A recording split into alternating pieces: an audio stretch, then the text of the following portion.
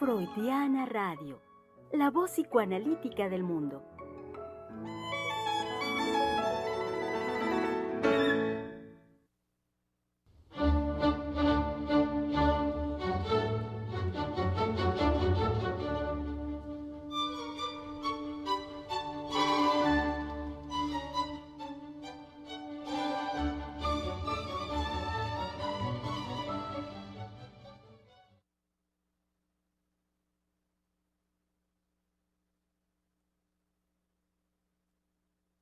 Exacto, ya, aquí estoy. Mis colegas me hacen las señas de prenda su micrófono. Olimpiadas, vacuna y libertad es la conversación, querido público, a la que hoy estamos llegando a un punto de síntesis después de lo desarrollado a lo largo de la semana.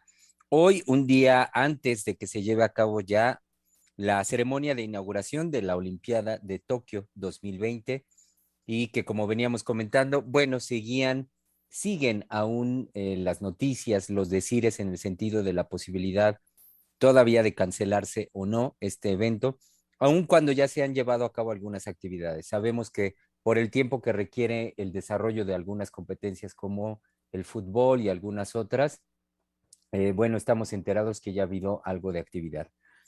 Pero bueno, más allá de lo estrictamente deportivo, está lo que hemos venido desarrollando en torno a la política, la economía y por supuesto lo concerniente a la libertad, que esto en su fundamento pues tiene que ver con la subjetividad.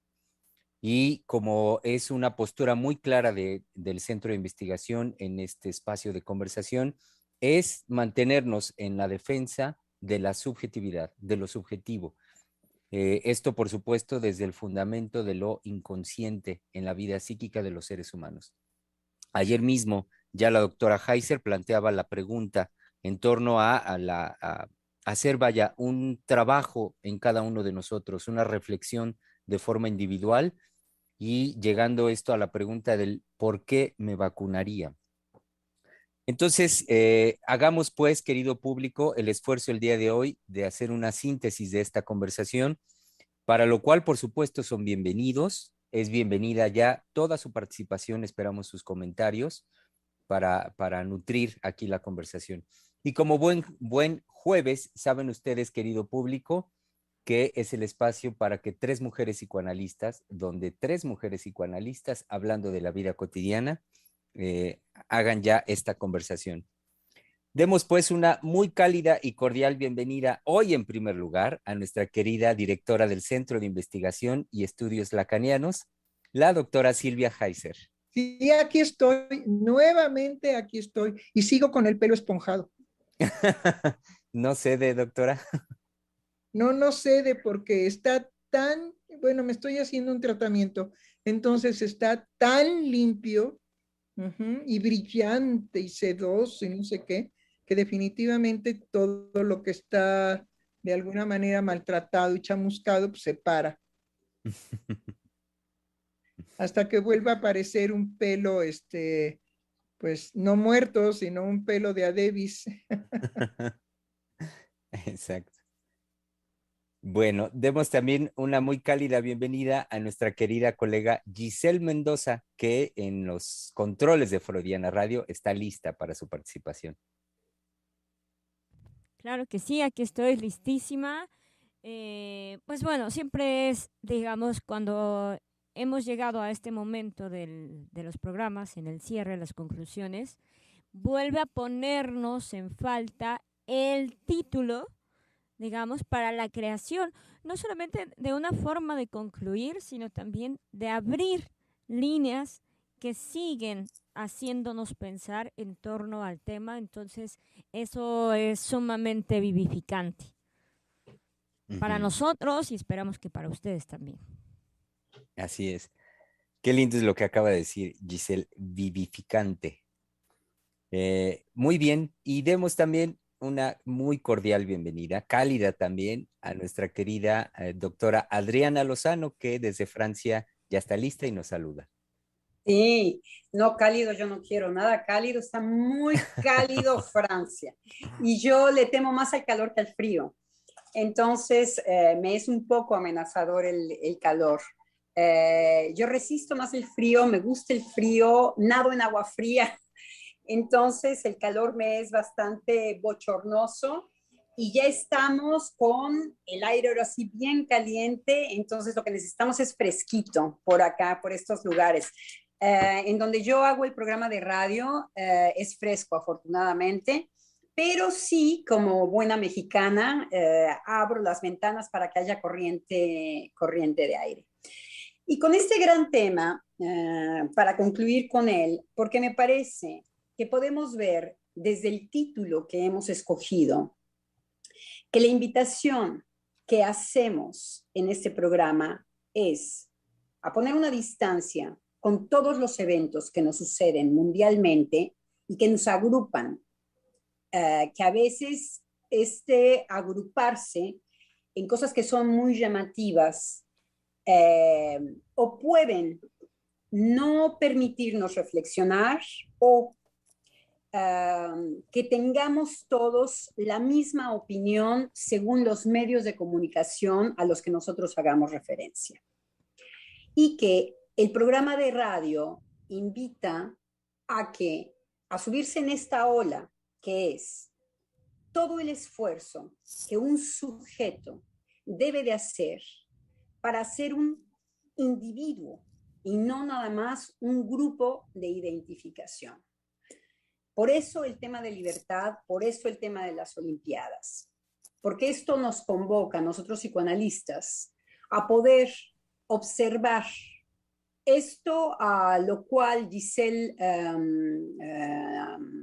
llama la falta, para poder aterrizar en un cotidiano en donde ya por fin nosotros, gracias a estos medios mundiales de comunicación, por donde nosotros, Freudiana Radio, comunica, podemos cuestionar ciertas posiciones y que la invitación es el cuestionamiento.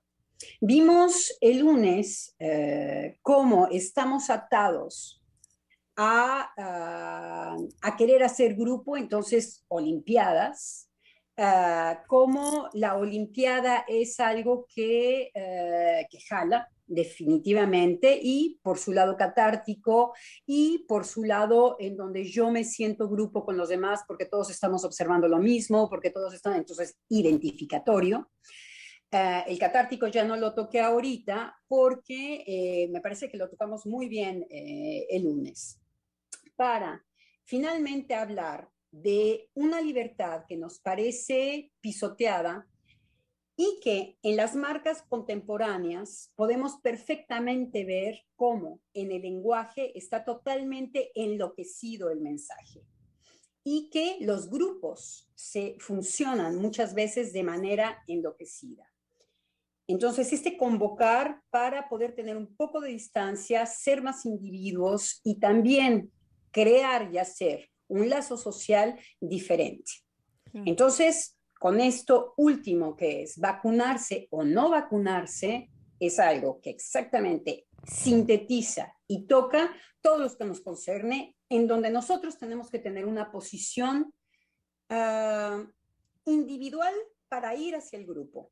Individual como me voy a vacunar o no me voy a vacunar, pero ya, sin discurso compartido, a través de lo que me dictan los grupos de dominio, yo qué posición tengo, y entonces saberme ignorante, saberme que no he trabajado para hacer una sociedad que me convenga, saberme una persona que puede finalmente deprimirse con aquello que no nos propone la política.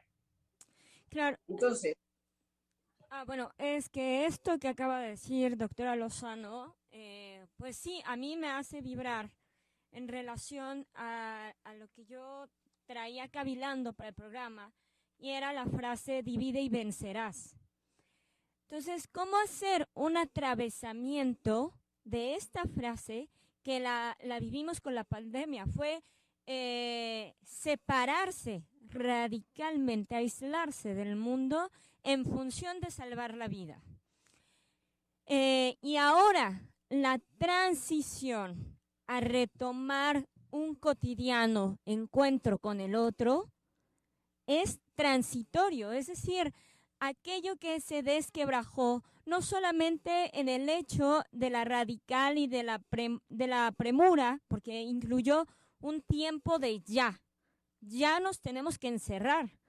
Es decir, ya era algo que no podía aplazarse, dado que la amenaza de muerte iba creciendo exponencialmente. Entonces,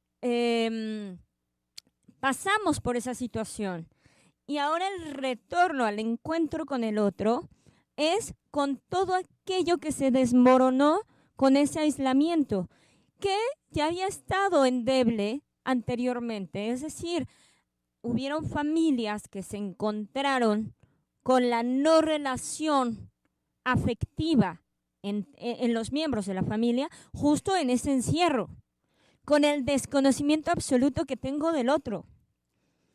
Y entonces, ¿cómo hacer que no sea una precipitación al exterior, sino más bien que ese haber tocado aquello individual, porque se tocó en el aislamiento, sea de alguna manera procesado, que lleve un proceso de poder asumir, resolver aquello con lo que nos confrontamos en el confinamiento, en lugar de correr a los brazos de aquello que se nos ofrece como la esperanza, que sería la vacuna.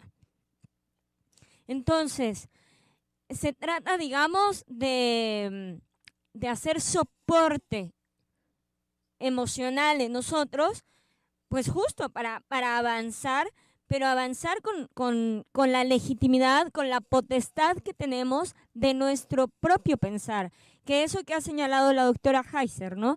Lo importante es volver a pensar, no perder la potestad de nuestro pensamiento y que eso de alguna manera sea el asidero que podamos tener para el reencuentro con el otro. Entonces, yo, bueno, creo que hay muchas cosas que abordar, pero traía esta frase de divide y vencerás, porque eventualmente no solo se llegó a un planteamiento de una economía local, en ese sentido pensar cómo se ha fracturado la globalización y cómo no se ha fracturado la globalización, en tanto que la premisa, digamos, la esperanza mundial que se lanza ante la situación de la pandemia es la vacuna. O sea, es sostener de otra manera la globalización con una apariencia de que como ahora podemos consumir local, podemos tener un contacto con nuestros cercanos, se cerraron las fronteras, era algo que había trabajado el doctor Misael en relación al cierre de fronteras de los países y cómo se va a ir regularizando, y no solo regularizando, sino como coartando el acceso, el libre acceso a una frontera de un país a otro, que conllevó también un problema para las naciones del cual no se querían hacer cargo, pero eran, digamos, promotores, las naciones importantes, del problema de la migración. Y entonces ahora hay un cierre de fronteras más rígido, en tanto que si no te vacunas no sales y si no te vacunas no entras también a determinadas naciones. En ese sentido pensaba yo, digamos, llevar a las sociedades, a los estados, a grupos menos numerosos, pero creo que lo más fuerte de ese divide y vencerás ha sido el aislamiento, es decir, el aislamiento individual de los sujetos.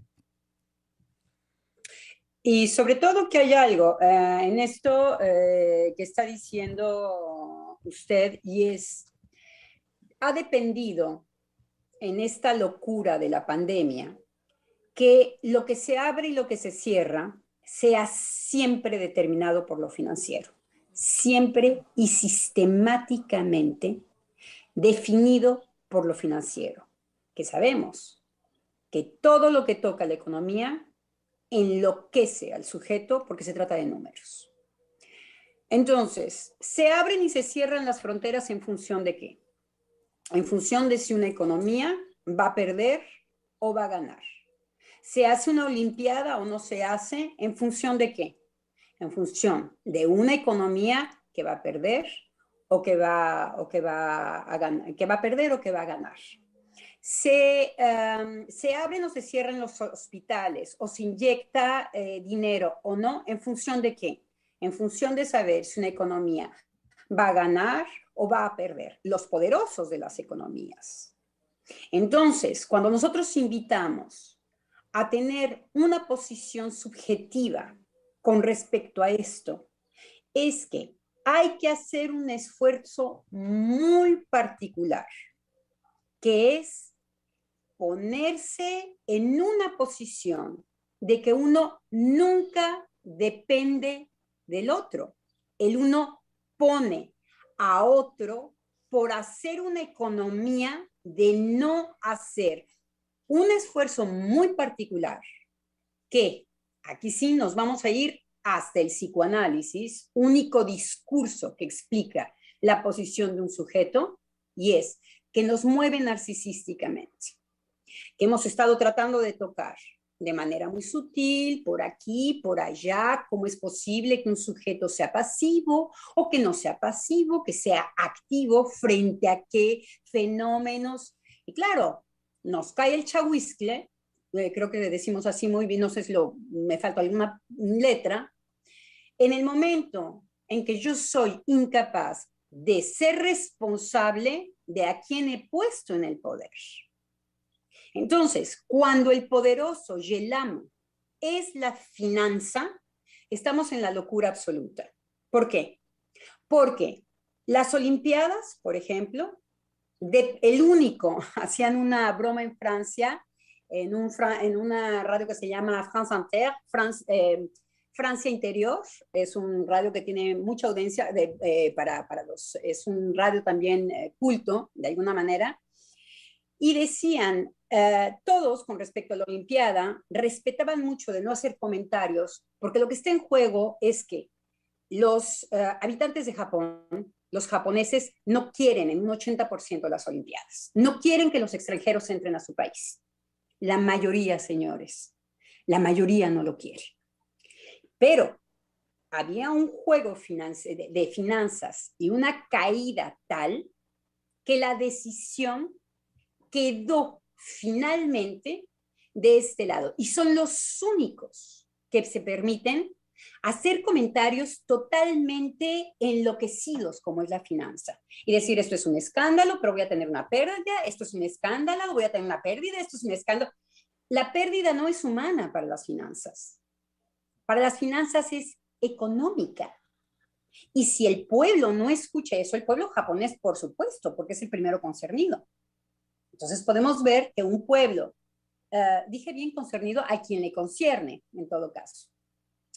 Entonces vemos que cuando nos llega el agua a los aparejos, entonces sí estamos informados, entonces sí tenemos opinión.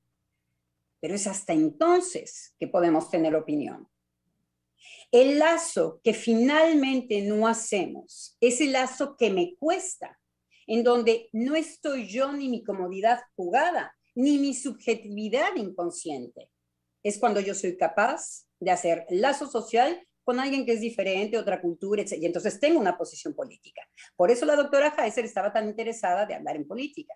Porque uno toma una posición política en el momento en que puede hacer un brinco más allá, porque sabe el riesgo que se está jugando. Ni siquiera es por amor. Es porque sabe el riesgo que se está jugando. Entonces, cuando es la finanza, nuestro amo hoy es la finanza. Cuando es la finanza, la aberración que aparece en lo social, ¿cuál es? 80% de una población, 80%. La unión hace la fuerza, no veo cómo. 80% de una población está contra Y los únicos que se atreven, porque los políticos de los otros países no dicen pío, los pueblos, las gentes que han pagado un billete de avión para ir a las Olimpiadas de Japón, no dicen, bueno, pero yo ya pagué mi boleto. No son las gentes las que están hablando. Los únicos son los poderosos, que son los de las finanzas, los de la finanza. Ellos sí se han permitido comentarios públicos, señores. Ellos sí han dicho, pero yo aquí pierdo. Por supuesto que no en vida. Pierden su dinero. Y la gente podemos escuchar este tipo de escupitajos. No somos Japón. Nosotros no brincamos. El poder escuchar esto sin tener una posición subjetiva como ¿me vacuno o no? Es justamente lo que nos hace hacer sociedades terriblemente violentas. El ser sordos frente a ese tipo de aberraciones que suceden hoy en nuestro mundo, que no sucedía en el mundo anterior del patriarcado, que tenía ciertos principios y siempre que hemos estado martillando. No porque a nosotros nos interese ese mundo, sino lo que nos interesa es ver el nivel de denegación de cómo no se ve nuestro mundo actual. Y por supuesto, ¿qué es lo que hace contraste? El mundo anterior, el del patriarcado. Entonces nosotros nos servimos como contraste, como alto contraste, como si fuera una fotografía de alto contraste. Entonces, este es nuestro mundo. El mundo en donde los que hacen finanzas pueden dar una opinión porque nosotros los hemos puesto ahí. Porque nosotros no somos Japón. A nosotros no nos van a llegar todo el coronavirus. Los únicos 80% son ellos en una isla. Tendríamos que ser todos y tener movimientos en donde todos estuviéramos incluidos en esto que está pasando, por Japón y por todos.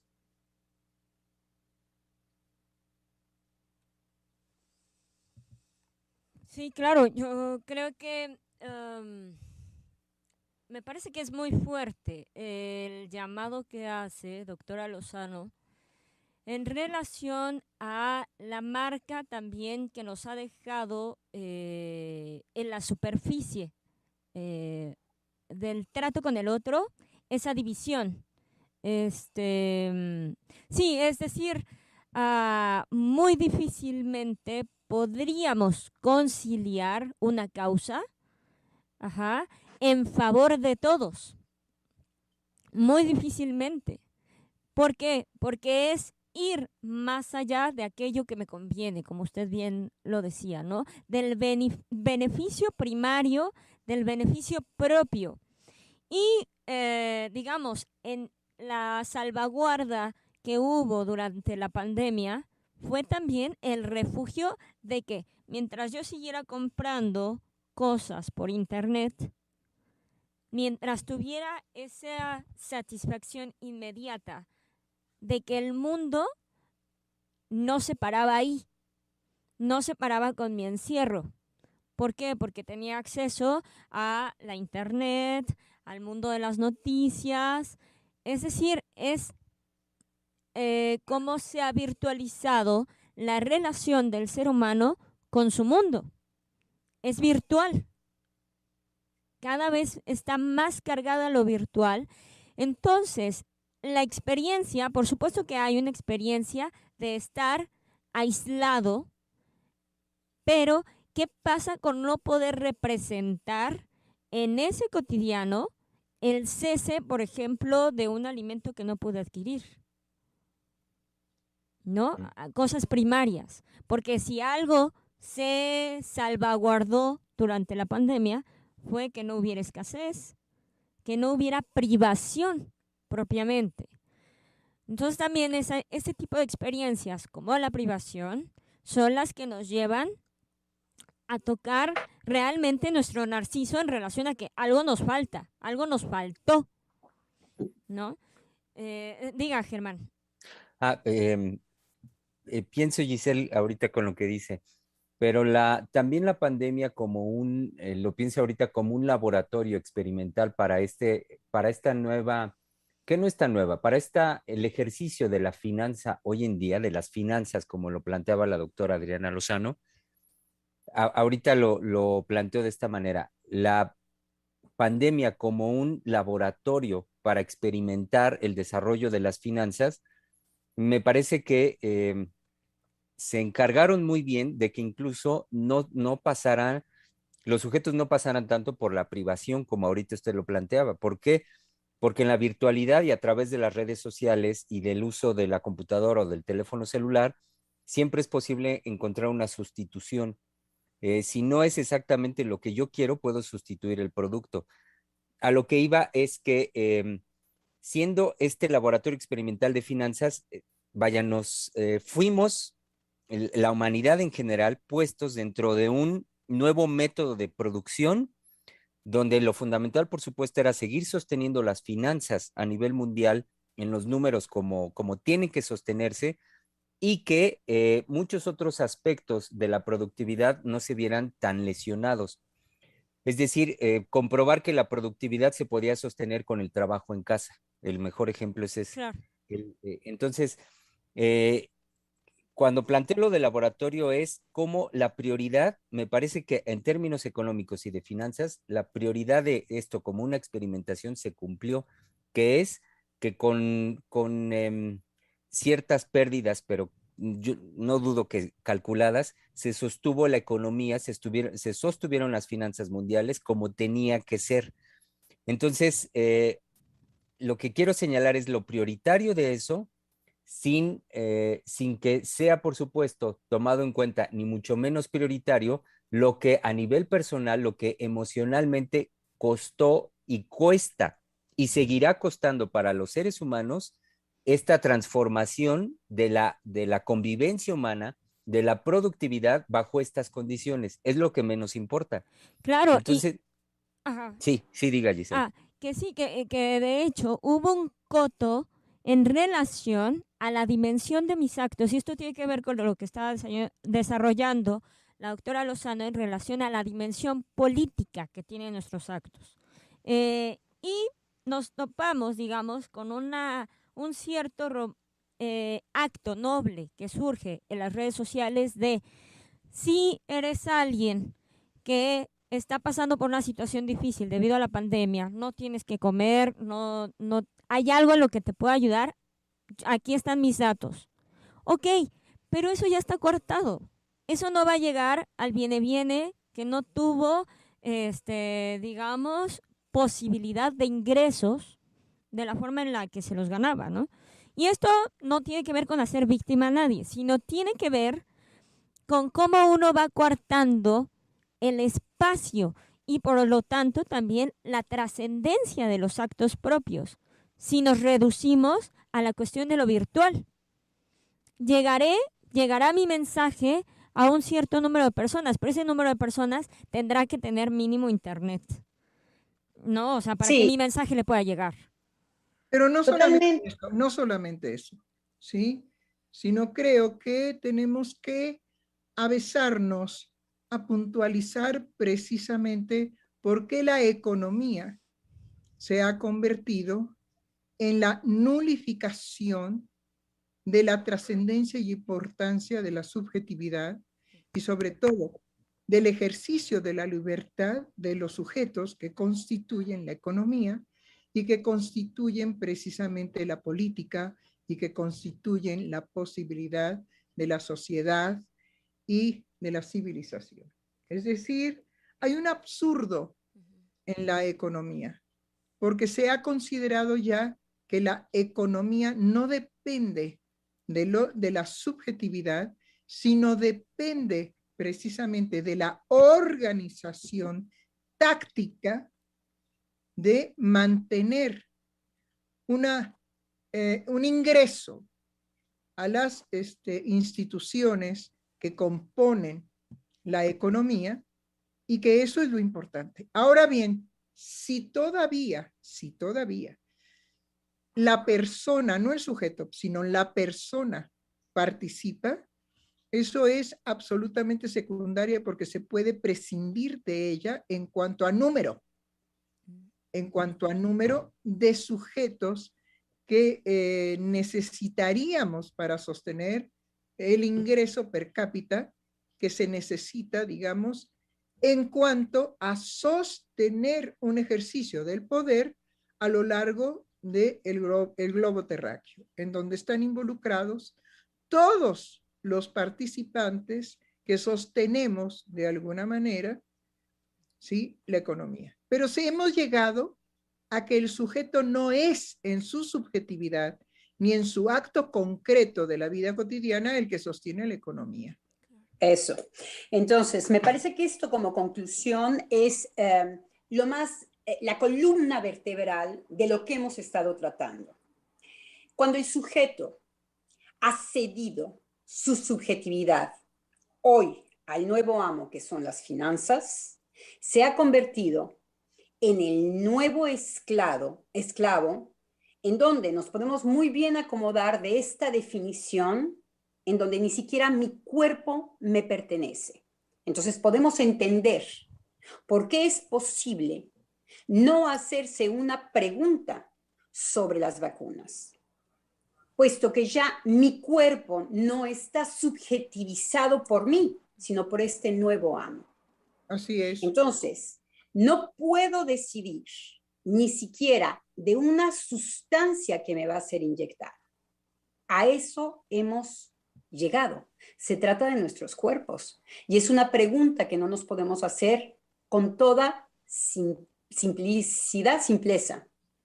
Así con es. Toda, sí. Con toda simpleza. Bueno, hay que decir también que psíquicamente ya hay una problemática de extrañeza psíquica permanente con el cuerpo. Además. Es decir, lo que nosotros sabemos es que no nos extraña que los sujetos, hablando de la subjetividad, sean defensores y poseedores de su cuerpo. Tenemos el ejemplo de que hay toda una campaña de hacer de nuestros deudos, es decir, de la gente que se nos muere, de hacer de toda la gente que se muere un producto mercantil para que otros vivan. Claro. Y entonces se cree que la donación, digamos, de cuerpo o de órganos, es verdaderamente un acto trascendente de gran elevación, ¿sí?, hacia otros. Cuando definitivamente el sujeto que decide que cuando él muera dona todos sus órganos, hay que ver realmente cómo ahí se ve precisamente la separación radical entre la vida psíquica y el cuerpo. Sí, detengámonos en este ejemplo que usted da, que es excelso. Dar un órgano, ya pasó a la lógica de que el cuerpo sirve. Eso es una lógica financiera. Entonces no es una lógica subjetiva, que es mi cuerpo me pertenece desde otro lugar que no tiene que ver con aquello que sirve. Por eso puedo enfermar y somatizar con ello. Entonces, ahí deténgase, doctor. Ahí deténgase, porque única y exclusivamente tenemos y tomamos conciencia psíquica de nuestro cuerpo cuando nuestro cuerpo se convierte en un cuerpo doliente, porque toda enfermedad produce un tipo de dolor. Pero no solamente eso, sino cuando el cuerpo domina principalmente el estado psíquico de la persona. Nosotros sabemos que el principio es que el que domina sobre el cuerpo es lo psíquico, eso lo sabemos. Pero cuando la enfermedad sin recursos psíquicos se presenta como el amo dominante de esa psique, entonces el cuerpo, lo orgánico, domina. He ahí la importancia de la vacuna.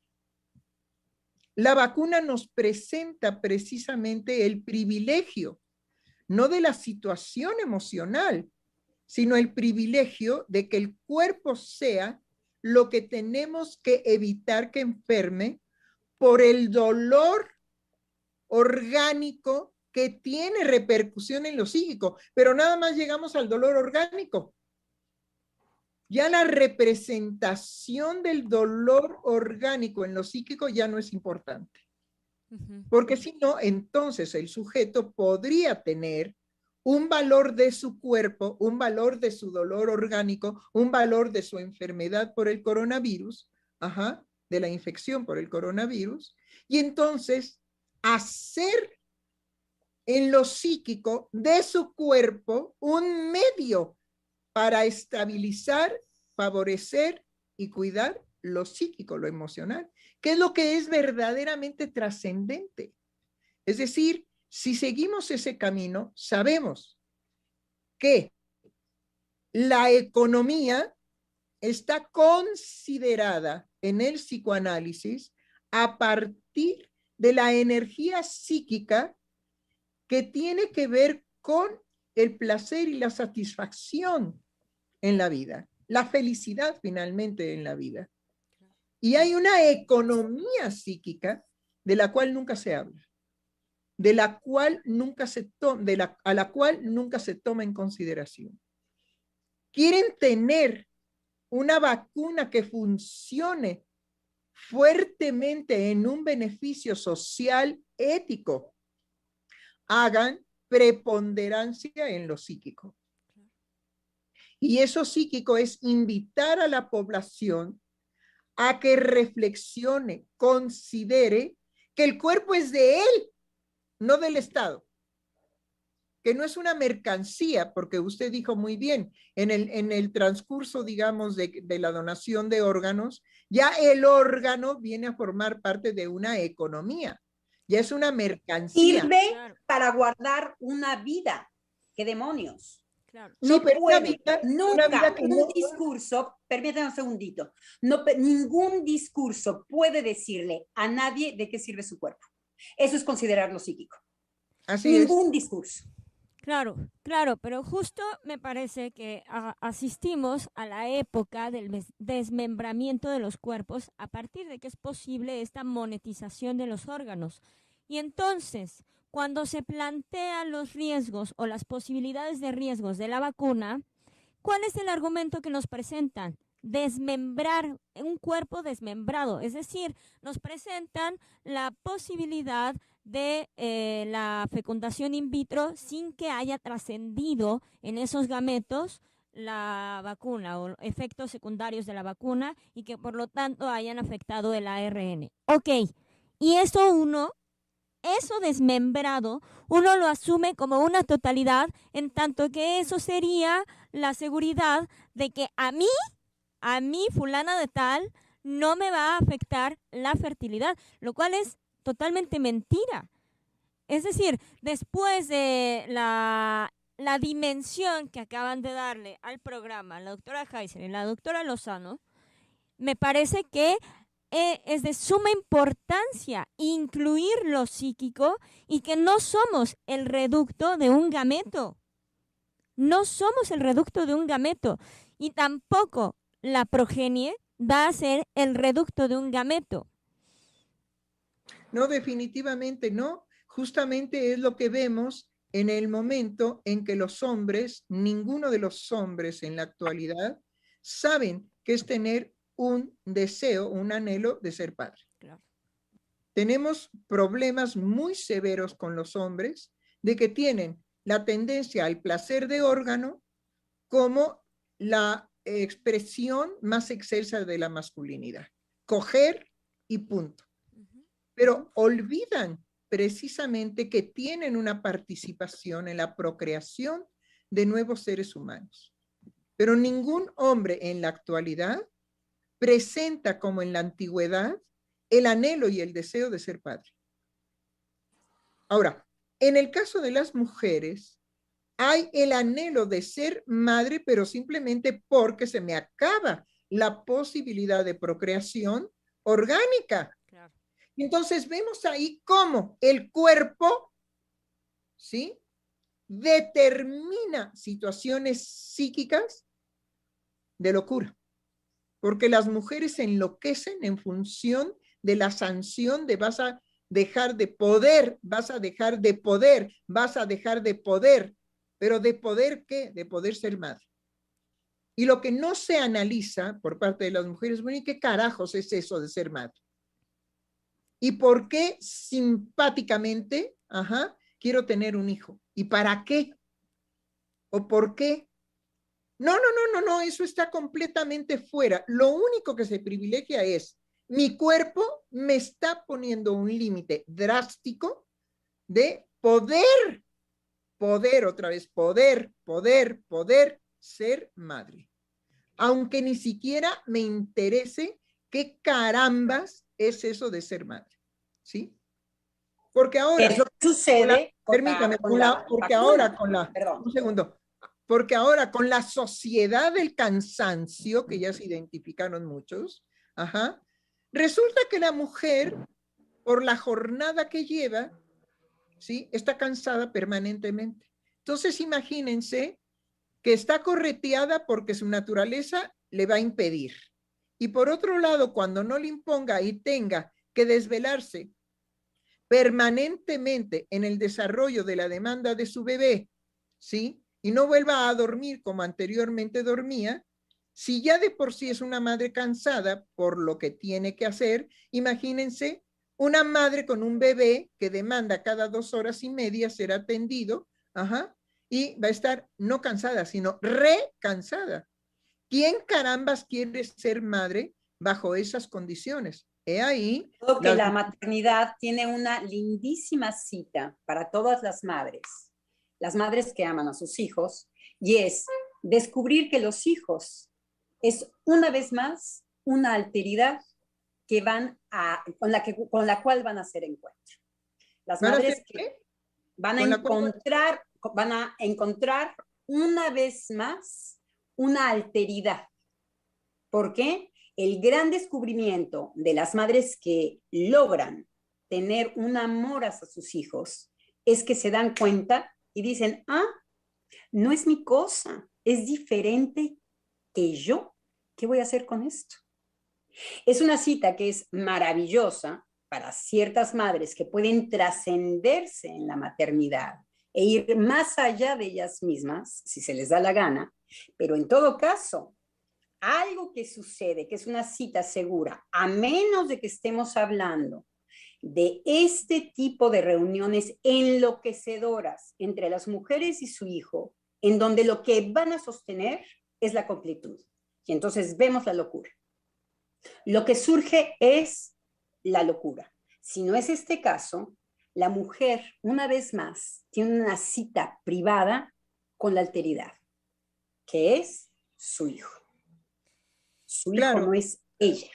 Y eso la puede hacer grande a ella también. Es ahí en donde la mujer puede decir, no hay ningún problema. Que por esta Elena arda Troya.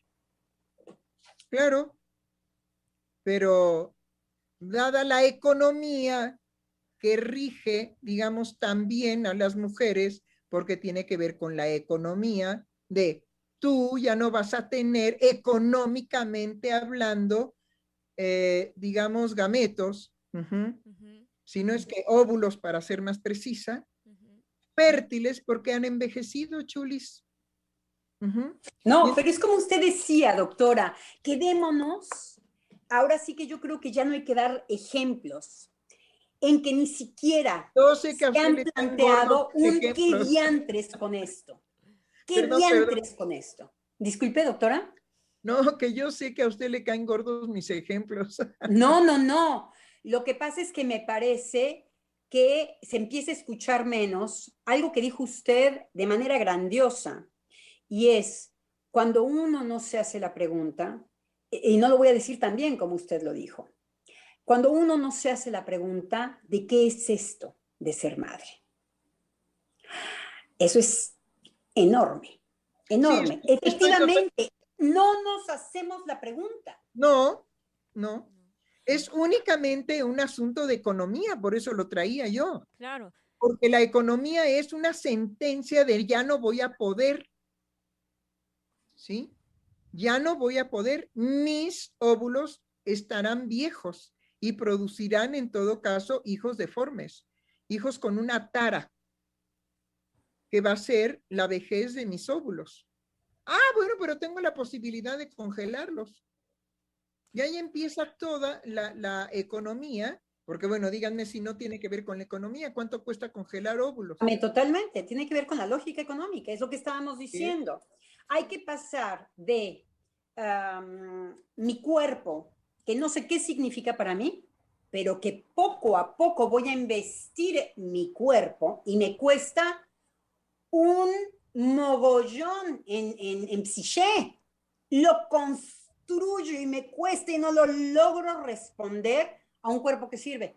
Claro. El lenguaje de la economía. Claro. Hemos transformado el ignorar que es mi cuerpo, quiero estar delgada, no gorda, oye tú chuchis, qué piernas largas, todo eso es hablar del cuerpo para investirlo, para decir cómo me apropio de esto. A pasar a un cuerpo sirve, en donde lo que se abstrae es esta pregunta tan importante que usted hacía, y que antes, en el tiempo del patriarcado, en aquella época, los jóvenes y los gentes vivientes nos preguntábamos, ¿qué quiero ser más tarde en la vida? ¿Qué es lo que deseo para mí? Eran preguntas que se hacían antes. Hoy no, hoy vamos corriendo detrás de, ya tengo 60 años, ya, sí, ¿a dónde vas, chula? ¿A dónde vas, chulo? ¿De qué va? ¿Qué tipo de vida quieres vivir? Ay, nada más te veo corriendo, córrele a vacunarte. Órale, pues sí, ay, ya estás vacunado. Ahora que, bravo, bravo. Una monedita. ¿Y ahora de qué te sirve?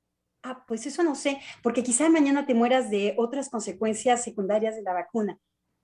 Ah, pero no importa, ya te vacunaste. Quiero decir, hay cosas que hay que bajarle, para poder interrogarse. Claro, y justamente tiene que ver con hacer una pausa. Y creo que el detenimiento del tiempo es aquello que conforme tecnológicamente es más inalcanzable, porque es inalcanzable ahorita en nuestra actualidad, por más que congeles tus óvulos, puede llegar un término en donde el descongelar los óvulos finalmente hay una posibilidad de que esos óvulos ya no sirvan en el sentido tal cual para procrear. Entonces, me parece que esta... Pero claro, ya no sirvan, pero es lo que no piensa la mujer, sino cómo se vuelve trascendente en ella la eternización de sus óvulos porque la ciencia se lo permite. Estúpida, porque no son eternos.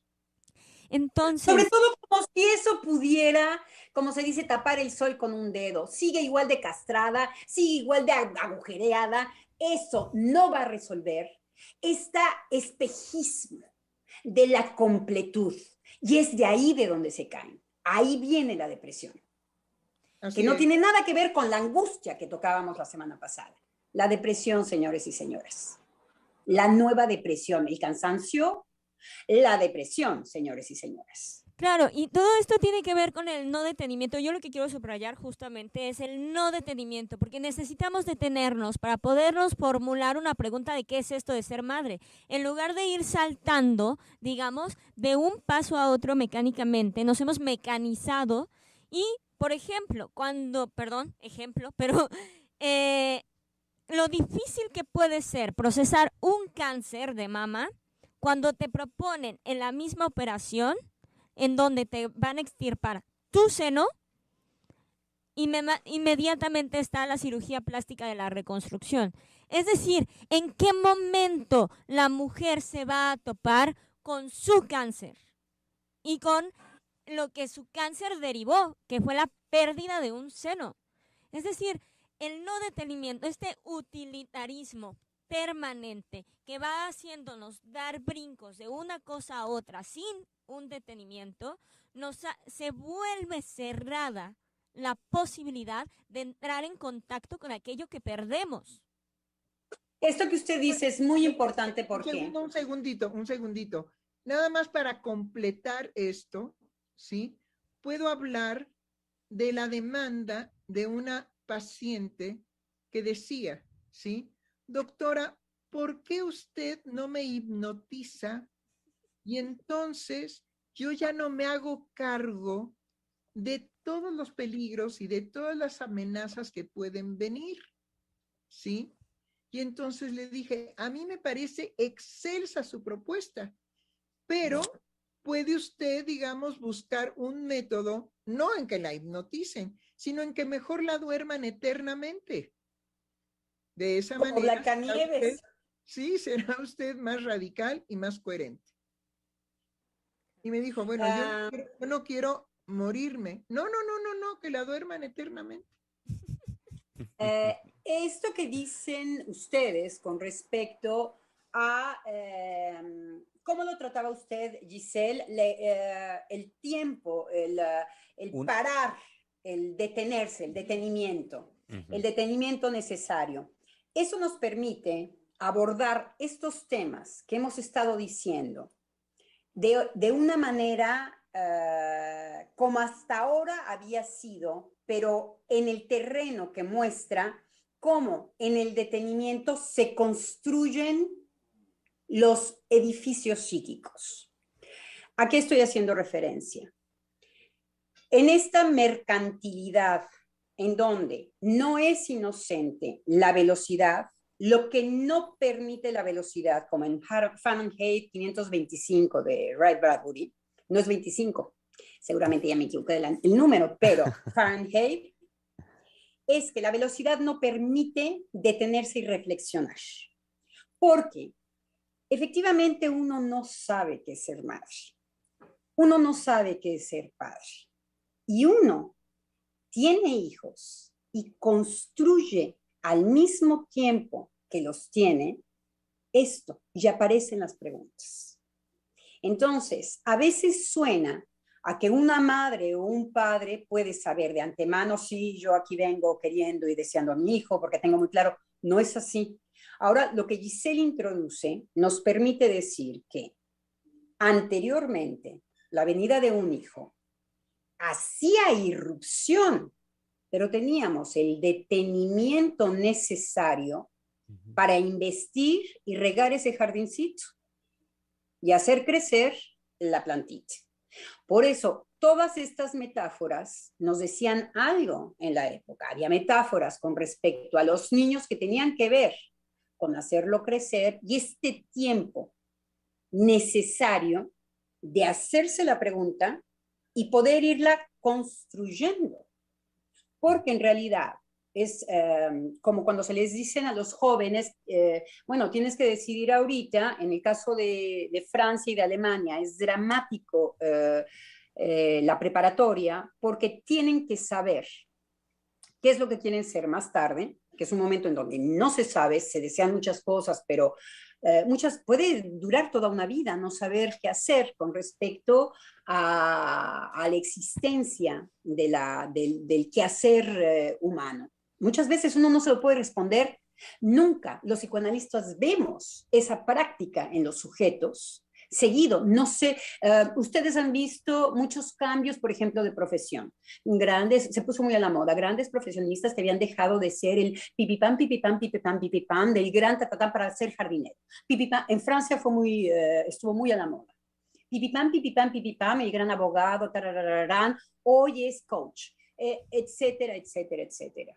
Entonces, efectivamente, las preguntas que uno se hace, en donde se interroga lo más íntimo de la subjetividad, necesita un detenimiento. Y la economía y las finanzas no nos los dan, punto. Y no es inocente. El chiste es que no tengamos el detenimiento que nos separan de ellos. Con el no detenimiento estamos totalmente bañados desde el principio hasta el fin del día en lógicas financieras. Entonces, estas que necesito, el cuerpo, mi relación con mi cuerpo, es algo que me cuesta tanto trabajo que necesito detenimiento. Porque entonces cuando llega la cuestión de la vacuna, yo no puedo entender que sin un análisis, sin un trabajo analítico, una persona pueda tomar una decisión con respecto a esto a alta velocidad, porque ya hubiera tenido que hacer un gran trabajo subjetivo de qué diantres con su cuerpo para poder llegar a tener una posición subjetiva con esto. Entonces, sí, un detenimiento, hay que desprenderse de las lógicas de velocidad, que nos hacen adherir a los discursos de velocidad, en donde no hay reflexión. Justamente lo que señalaba, digamos, nuestra colega Giselle, muy al inicio del programa, era cómo el hacinamiento, el volverse, digamos, a reunir la familia en una situación, digamos, de estar todos encerrados en un espacio, porque encerrados era la palabra, en un espacio, ¿sí? Tuvieron que descubrir que no se amaban, que no se soportaban, que no sabían por qué estaban juntos, tampoco sabían por qué podían nombrarse como hermanos, tampoco era claro ser hijos de, tampoco era la paternidad transparente ni tampoco la maternidad. Es decir, fue un encuentro y un enfrentamiento precisamente a pensar algo que nunca se había pensado. ¿Qué soy yo en esta familia? Me digo y me nombro que soy hijo de, pero a la hora del hacinamiento, ni funciono como hijo, ni mis padres funcionan como padres, ni mis hermanos son mis hermanos, en fin, etc. Fue verdaderamente un encuentro caótico de la verdad, de una relación que se sostenía simple y sencillamente porque la convivencia era muy relativa y se podía, digamos, hacer un encuentro únicamente para decir hola y irse a dormir. Entonces, digamos que tuvimos un espacio privilegiado que no estamos tomando, en donde lo que descubrimos fue el enajenamiento. Nuestro amo moderno necesita al pueblo enajenado. Uno de los factores de enajenamiento es la velocidad de la vida. Así es. Por eso había un chiste que decíamos los mexicanos en cuanto a los franceses. Bueno, ¿y por qué los franceses corren, y van siempre deprisa? ¿Cómo a dónde van? ¿A dónde dirigen sus pasos? Exactamente, sí. Totalmente. Porque otro de los factores es, tu cuerpo es un cuerpo que sirve. Bueno, cuidado con eso. Seguimos en esta búsqueda de la enajenación. Otro de los grandes discursos de nuestro amo moderno es, eres una víctima, no eres responsable de tu deseo. Un mensaje muy fuerte que nos está quitando nuestra posibilidad de ser dignos, haya pasado lo que haya pasado en nuestras vidas. Lo único que dignifica mi vida, la vida de todos, es que yo sea responsable de ella, con todo lo que esto conlleva. Hoy una de las grandes estigmatizaciones de nuestro amo moderno es que ha creado las nuevas víctimas para crear. Y así podemos comenzar a enumerar una serie de grandes discursos maestros que nos están siendo dirigidos para, como decía Giselle, lograr ¿cómo es que dijiste? Desamorcellement, quitar todos los pedazos, uno por uno. Desmembramiento. Para un desmembramiento inclusive de nuestros cuerpos. Sí. Y entonces, que el desmembramiento, digamos, del cuerpo tiene repercusiones en que deja una imposibilidad de que el cuerpo sea la pantalla, la expresión para la dinámica psíquica. Entonces, ¿a dónde irá lo psíquico en un cuerpo desmembrado? Precisamente a un desmembramiento de lo psíquico. De ahí la locura galopante que se presenta ahora como la identificación de las grandes urbes en donde la psicosis ordinaria es pan nuestro de cada día. Bueno, esto que acaba de decir, doctora, es enorme, enorme, porque es verdad, necesitamos la imagen de nuestro cuerpo, no solamente nuestro cuerpo, sino la imagen, la unidad, que no es permanente, que es a instantes. La unidad la necesitamos para ir al encuentro con el otro, aunque la consecuencia de ese encuentro sea toparnos vivencialmente con que no hay relación sexual, Es decir, no es la misma experiencia tocarlo desde el desencuentro, que ir desarmado, desmembrado a encontrar qué. Por Pues eso la locura. A encontrar a otro cuerpo desmembrado. Claro. Claro, si nosotros no nos referimos al ideal, sabemos que la pantalla de la que yo me sirvo con el cuerpo del otro para significar mi cuerpo es importante. La pantalla, el cuerpo del otro me sirve de pantalla. Claro. Imaginariamente es necesario. La prueba es que el caso Juanito le pregunta a su mamá, oye mamá, ¿todos tienen el hacer pipí? Y la madre le dice, sí, todos tienen el hacer pipí. Ahí está. ¿Sí? El niño no hubiera podido preguntar eso si no es que encuentra la diferencia biológica de un cuerpo femenino que no tiene el hace pipí y otro cuerpo masculino que tiene el hace pipí. Y hay que decir que en el caso Juanito, en el pequeño Hans, lo dramático en el pequeño Hans es todo lo que va a suceder a partir de la respuesta de la madre, que es al no encontrar una amenaza de castración, que la amenaza de castración es lo que va a alejar la angustia porque vamos a saber proceder psíquicamente gracias a la amenaza de castración. Claro. El pequeño Hans, al no encontrar la amenaza de castración, pasa a lo real, en donde lo de afuera le es verdaderamente amenazante, crea fobias. Entonces, no estamos hablando de cualquier cosa ni de cualquier riesgo que nos estamos jugando en el lazo social. Sin aquello que articulaba para poder justamente superar algo de esta índole, de la gran diferencia de la pregunta del pequeño Hans, sin angustia de castración, entonces el real es realmente amenazador. Pues sí, y tenemos las fobias. Es confusional. Si no hay diferencia, todo es lo mismo, ¿no? Y eso en lugar de tranquilizar, angustia. Claro. Y además se proyecta hacia lo real. Lo que le sucede al pequeño Hans es que la amenaza viene de afuera. Ya no es psíquica, ya no es una posibilidad de una creación psíquica que me permite ir hasta el amor. No, ya no existe esto que puede ser una amenaza. El padre no era una amenaza de castración para el pequeño Hans. No, ya no. Entonces, lo que sucede es que ¿qué le sucede al pequeño Hans? La fobia. Y después, el fetiche. Hay que leérselo.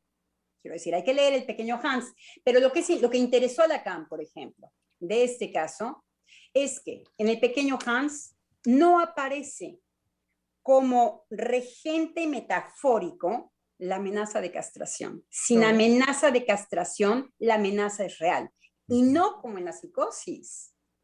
Es lo que sucede hoy en día, de lo que usted decía, estas psicosis de lo real. ¿Qué sucede ahora con todos en todo caso, en una práctica de la clínica, de todo lo que tiene que ver con los cambios de género? Que no aparece la angustia de castración. Entonces, lo que aparece es una amenaza real. Entonces, ¿qué quiero? Que me quiten mi órgano o que me pongan los órganos. En lo real, señores y señoras. Y eso desorganiza totalmente lo psíquico. Tiene que hacer un triple, doble, cuádruple de esfuerzo y ojalá y consulte con un psicoanalista, porque si no es casi del orden de lo imposible. Sobre todo, digamos que en lo que se queda el sujeto es que lo que fue un rechazo en cuanto a su cuerpo, porque no lo puede integrar desde el determinante biológico, porque esa es la dificultad, ¿sí? Yo no puedo ordenar un cuerpo propio desde el determinante biológico, sino desde otro determinante que en los niños nunca será claro, y ahora cualquier manifestación que el niño verbalice está amenazado por la locura de los padres de inmediatamente proporcionarle una solución. Cuando el niño apenas está incipiente insiste en construir la imagen corporal que sea un cuerpo psíquico y no un cuerpo que sirve a la economía mundial. Totalmente, totalmente. Entonces, cuando todo esto se altera, ¿sí? Indudablemente que no es visible porque no salen granos, porque no salen manchas, porque no sale pus, porque no duele. Bueno, duele, pero de otra manera que no es consciente, ¿sí? El dolor de no saber qué me pasa. Ahora, ¿qué pasa cuando se toma la decisión de transformar el cuerpo? Generalmente lo que encontramos en la clínica es la decepción de que no se trataba de esto. Claro. No se trataba de esto. Sigo ahora con un cuerpo transformado y no soy el sujeto que yo esperaba ser. Pero ¿cuáles son los discursos de los trans? No, si es una vida padrísima. Ni siquiera de los trans, doctora, de los medios de comunicación, porque los trans llegan a la clínica. Hoy tenemos una práctica en Francia con los trans, porque justamente lo que usted acaba de decir se está manifestando de manera salvaje. No era lo que yo esperaba hace mucho tiempo. De hecho, la práctica los ha recibido hace mucho tiempo. Pero estoy hablando... Los medios de comunicación que hacen pasar como si fuera, de hecho se detienen siempre en, y terminaron felices y contentos. No, sigue con tu cámara al mismo sujeto del que me estás hablando. Por eso, pero me refería yo al trans, sí, que fue a poner a los psicoanalistas, digamos, agredidos y insultados y mancillados en su propio terreno. Bien se lo ganaron a pulso, ¿no? Bien se lo merecen. Me refería yo a ese trans que promueve precisamente que lo que hay que quitar es lo que el psicoanálisis dice al respecto, de que el trans no queda satisfecho porque no se trataba de la modificación biológica de cirugía, para decirlo claramente, no se trata de una cirugía en el cuerpo para encontrar aquello que definitivamente me trastorna y me inquieta psíquicamente hablando. Para eso sería años en el diván. Sí, pero sí hay toda una posición de otros trans que dicen, yo no me identifico con eso, yo he sufrido muchísimo, ahora quiero que me vuelvan a operar. Sí. Hay trans que se operan al infinito y que se cambian doble, en fin. Esto es de verdad que un manejo de los medios de comunicación en donde el producto que va a producir economía es lo que se está cuidando. Sí. Entonces, más que los discursos de los trans, los discursos de poder financiero que ponen al mercado opérate desde los 3 años. Pero que el promotor número 1 de toda esa felicidad es este trans, que escribió inclusive un libro. Sí, pero sujetos canallas encontramos siempre.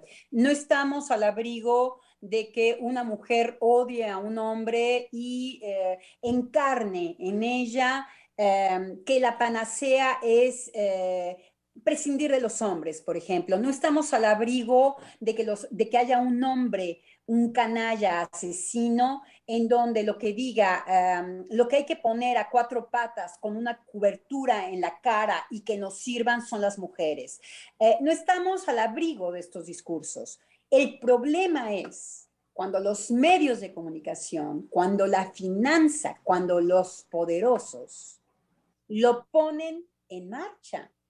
Esa es una parte, mi querida doctora, pero cuando yo quiero subrayar el acto subjetivo de este trans que escribe un libro, que se hace famoso, que está respaldado por todo un grupo de personas, cuando hace, digamos, grupo, cuando hace presencia, cuando dirige jóvenes hacia esta posibilidad, ¿sí? Vemos ahí la fuerza del discurso y la fuerza de una postura subjetiva, tramposa, perversa y torcida. Y eso es lo que quiero subrayar. Aguas con no solamente los medios masivos de comunicación, que es lo que usted señala, sino aguas de estos sujetos líderes de la confusión, líderes del desacuerdo, líderes de una solución falsa. Pues ojalá y hubiéramos dicho aguas con los sacerdotes, porque se violaron a todos los niños del catecismo, a todos los niños del catecismo, joder, es dramático. Y nadie dijo aguas con estos encantadores viejitos del catecismo. Bueno, los primeros que no dicen agua son los papás, Claro. que soltaron a los sacerdotes que violaron a sus hijos. Sí, pero lo que quiero decir es que son los encantadores. Ah, claro. Escogieron muy bien ser sacerdotes y tener a todas las familias ahí a su merced. Así Hay que es. ser muy perverso para ocupar esos puestos, para hacer eso. Y no solo, digamos, aquí lo que se juega, muy importante, es en relación a las Olimpiadas, en relación a la vacuna y en relación a la libertad, es el acto de creencia en personas que creemos que nos hacen bien y que nos aman. Totalmente. Claro. Si me permiten, quiero dar lectura a un comentario que tenemos de parte de nuestro querido público Radio Escucha. Se trata de David Medrano Parkour, ahora así se firma, David Medrano Parkour, y dice, mismamente aquí en el chat de YouTube aparece un letrero donde dice, recuerda proteger tu privacidad y satisfacer nuestros lineamientos de la comunidad. La contradicción viene en el caso de que mi privacidad de pensar como sujeto no vaya en la misma línea de satisfacer los lineamientos de la comunidad. No huyamos de la angustia que produce decidir. Totalmente, es maravilloso. Es Bueno, alucinante. Yo creo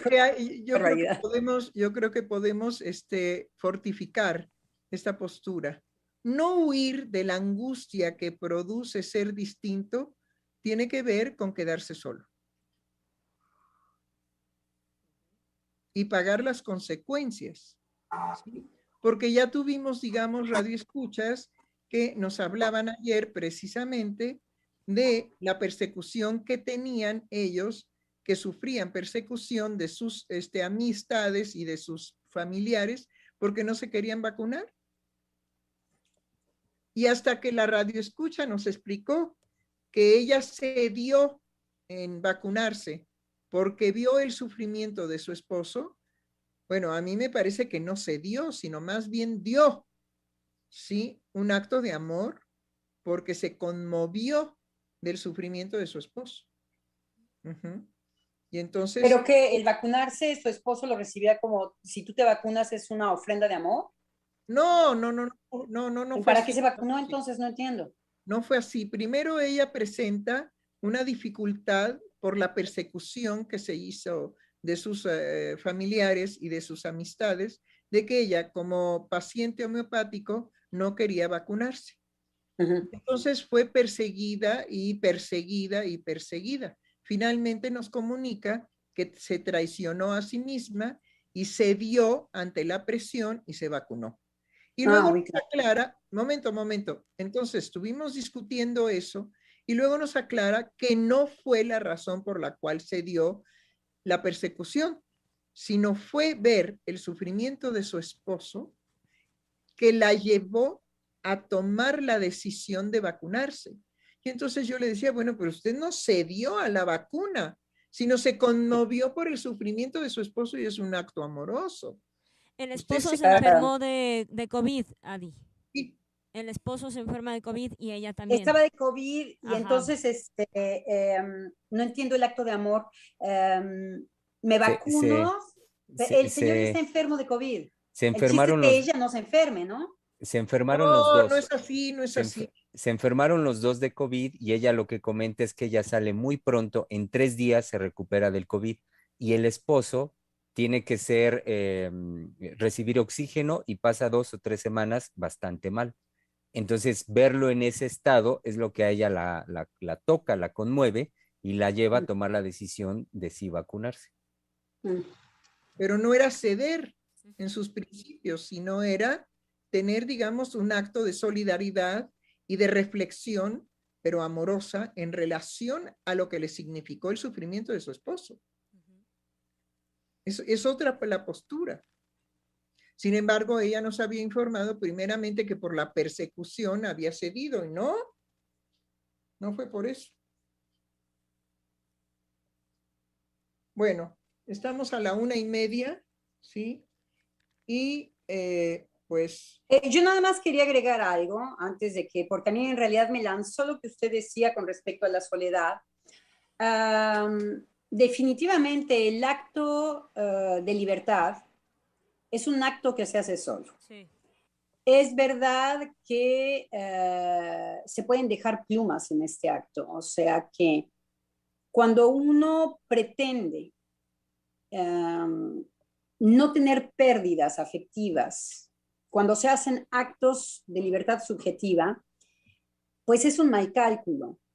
Pero me parece que hacer un acto libre, un acto en donde uno se juega con todas las responsabilidades, también atrae muchísimo amor.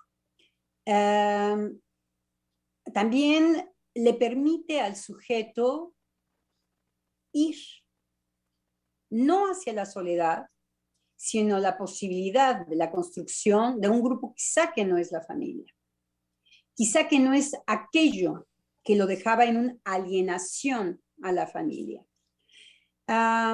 Y entonces no es una soledad, es una nueva posibilidad de ir hacia el amor, ya no apostando ahí en donde es imposible. Bueno, pero para que eso suceda, mi querida doctora, primero que nada hay que hacer un proceso largo desde la infancia para irse separando de la familia y adquiriendo precisamente libertad subjetiva, es decir, pensar por uno mismo. Pero cuando esto no se da y se toma la decisión de ir en contra de los valores familiares, ahí uno se queda solo. Totalmente se queda solo. Siempre una posición de libertad es en soledad. Siempre. Nadie nos acompaña, absolutamente nadie, y hay que poder soportar esto. Pero quedarse en un estado de soledad, yo diría que hay que hacer trabajo analítico todavía. No, eso es otra cosa, es otro momento, ¿sí? El acto de libertad requiere precisamente la convicción en la persona de que es un sujeto libre. No es un sujeto sujetado al decir del otro. Bueno, es un acto de soledad, como usted lo decía, es un acto de soledad y uno lo soporta.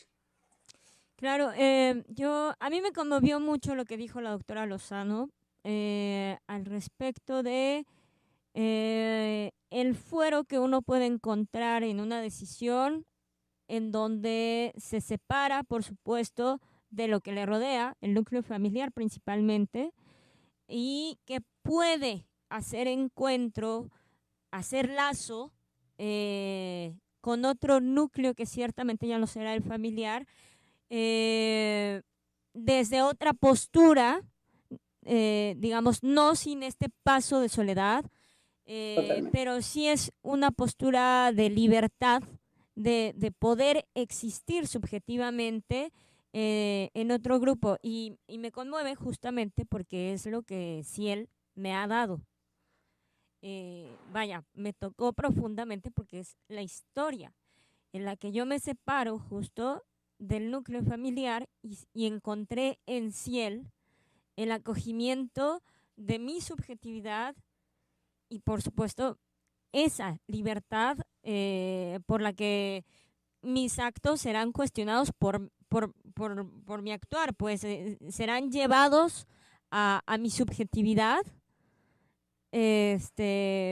pero y no será violentada esa subjetividad, pero es también el núcleo en donde encontré el acogimiento para poder soportar lo que ello implica, ¿no? Por supuesto, de la soledad con otros, soportarla con otros. Hay una cuestión, digamos, muy importante. El sujeto que se analiza verdaderamente, se separa radicalmente de su cuna, pero puede llegar a crear una nueva relación con esos otros de los cuales yo ya soy absolutamente distinto, distante, diferente, y puedo llegar a amarlos. Pero el sujeto que verdaderamente está analizado no vuelve jamás a ser sugestionado ni dominado por el decir del grupo familiar. Nunca más. Y por una razón, porque se sabe no víctima. Yo ahí acabaría el programa. Porque se sabe no víctima, bueno, no me gusta el final.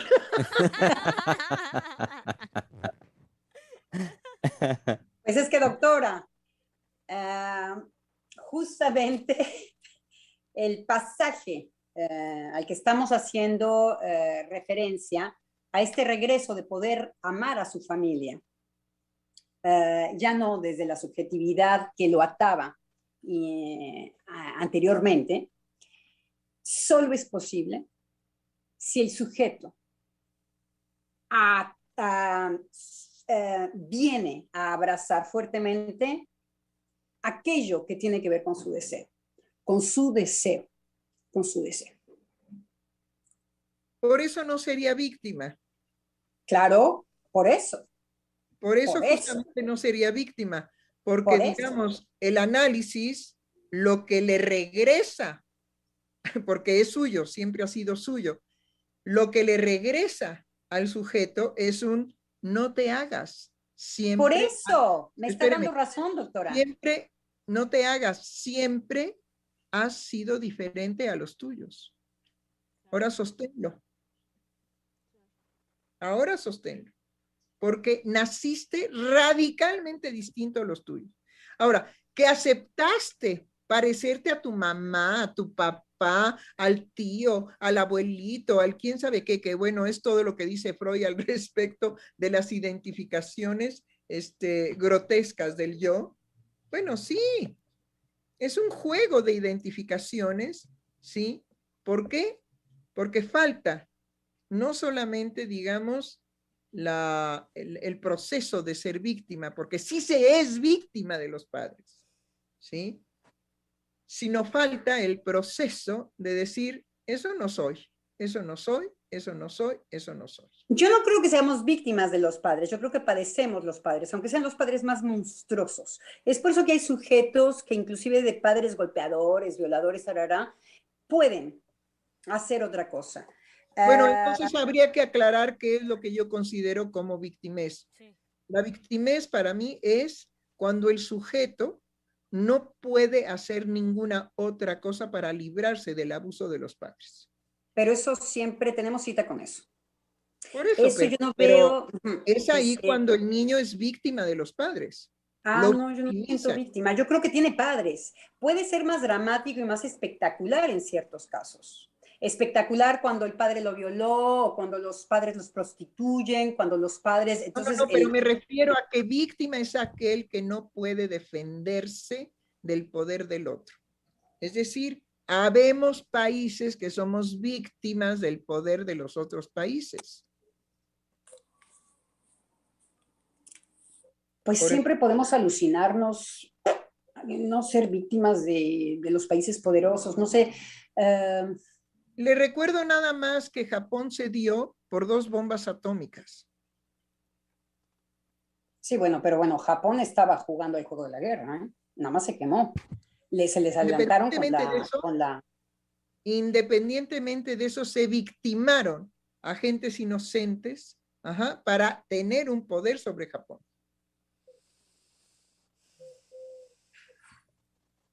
Bueno. Estamos terminando el programa, pero sí, no.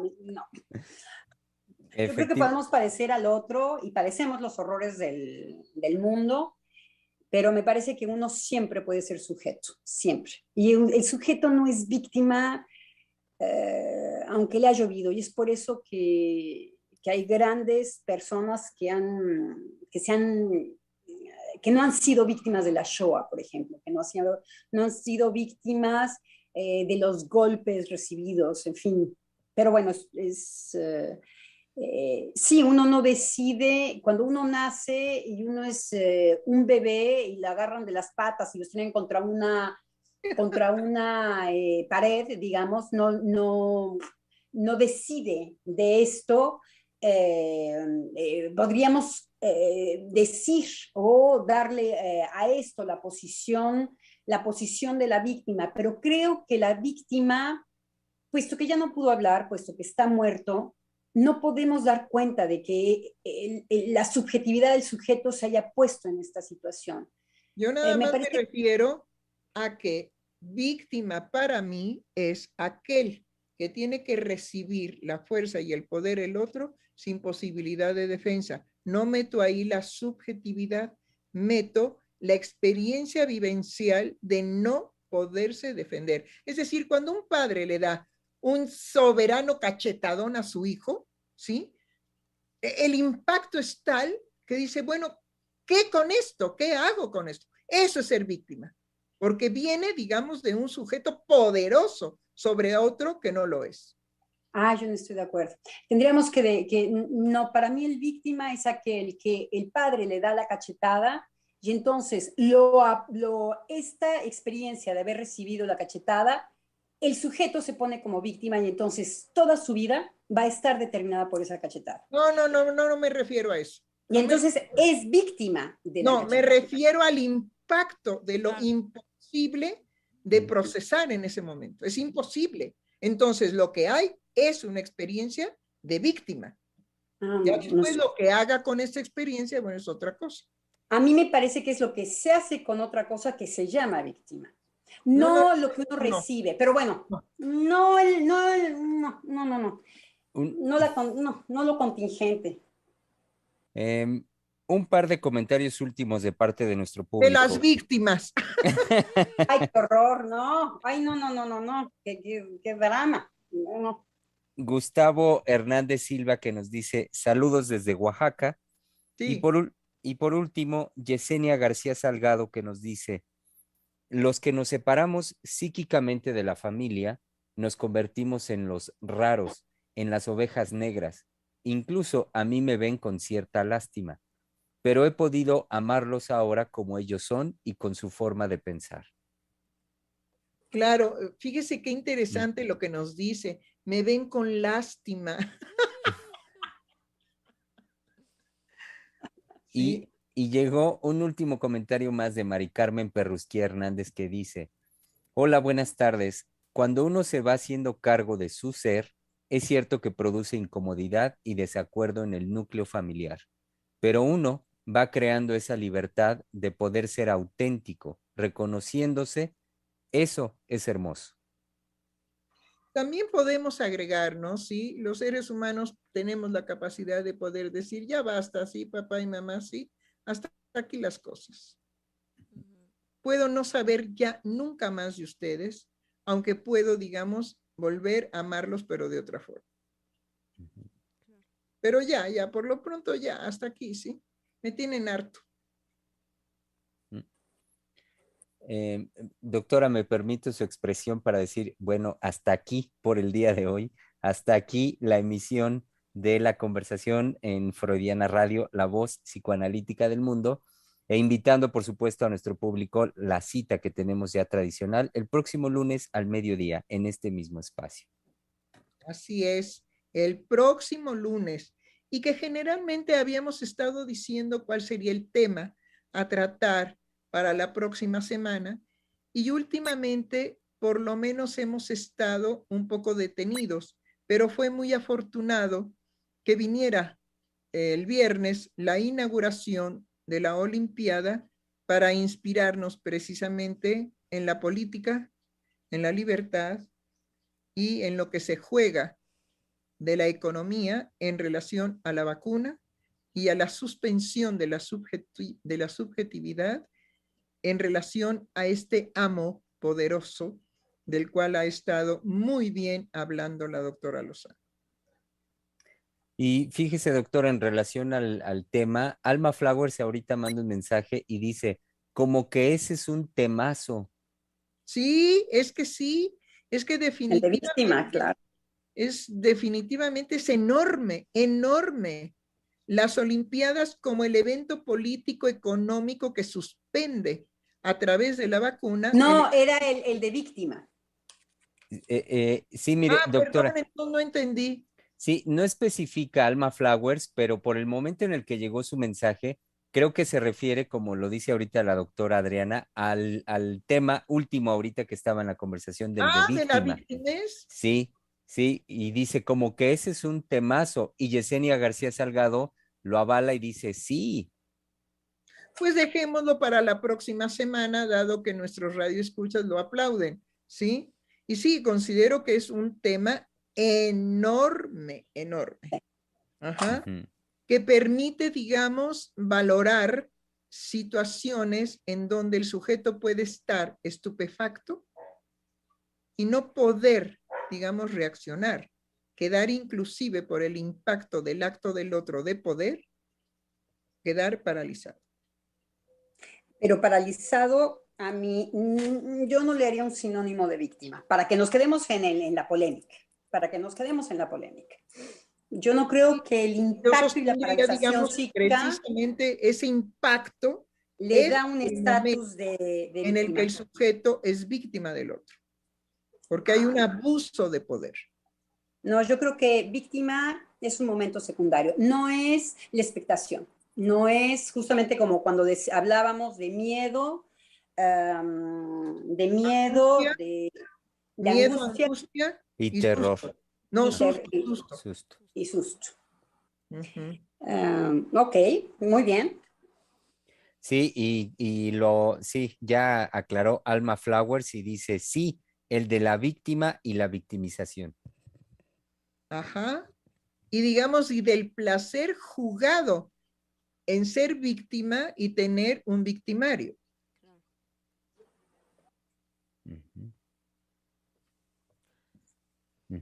Ok. Estoy apuntando, porque es mucho trabajo. Así nos los decimos muy, muy a la ligerita. Pero los que estamos aquí sentados sabemos que nos viene. Vale. Habrá después que ponerle un título. Me recuerda, digamos, un título muy interesante de Eric Laurent cuando se armó todo el relajo en Francia al respecto de la evaluación. Y entonces Eric Laurent escribe un libro que es una pregunta. ¿Desea usted ser evaluado? ¿Desea usted ser vacunado? ¿Desea usted ser victimado?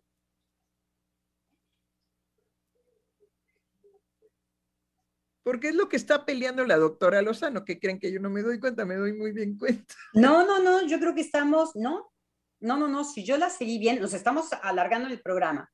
Es que yo pienso que es lo que voy a fundamentar, o sea, donde me voy a ir a trabajar es a que la definición de víctima que yo estoy haciendo es un momento secundario en lo psíquico, y usted lo está haciendo en un momento primitivo de lo psíquico. O sea, nos entendemos ahorita con el jergón, y yo creo que no. Yo creo que el niño que fue agarrado de las patitas y estrellado contra la pared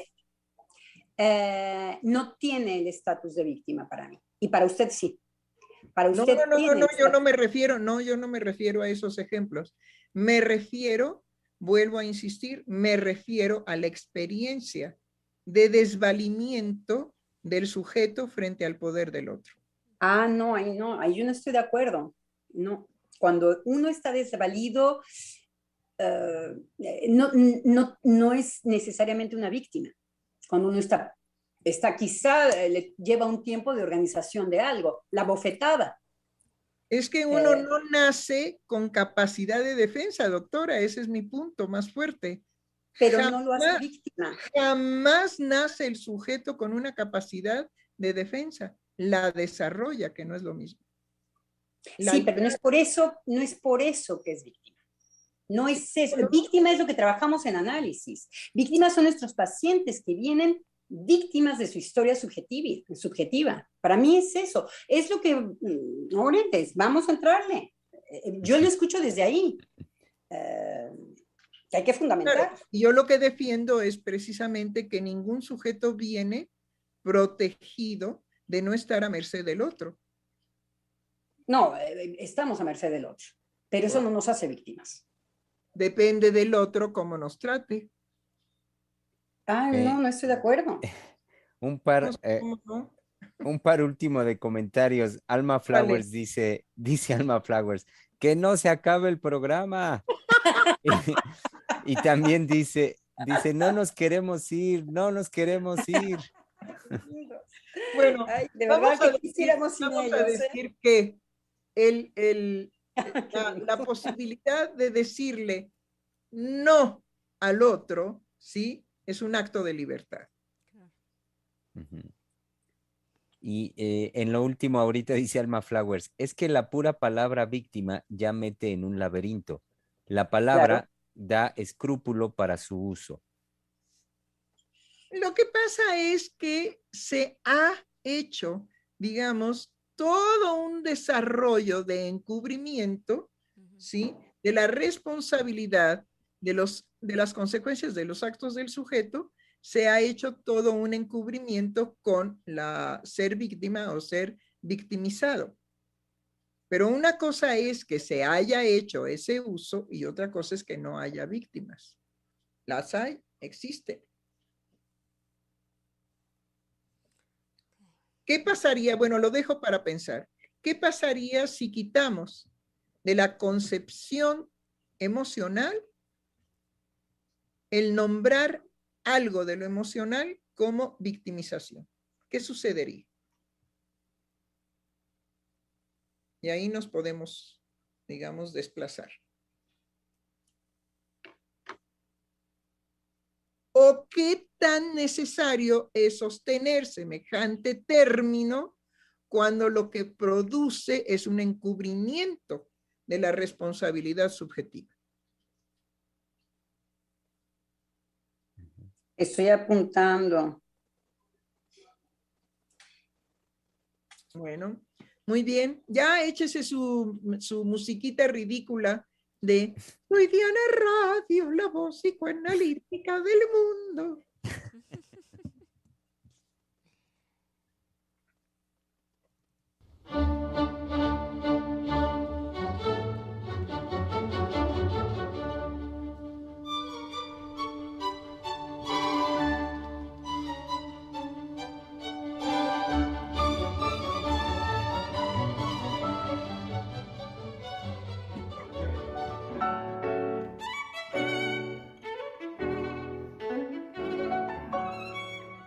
Freudiana Radio, la voz psicoanalítica del mundo.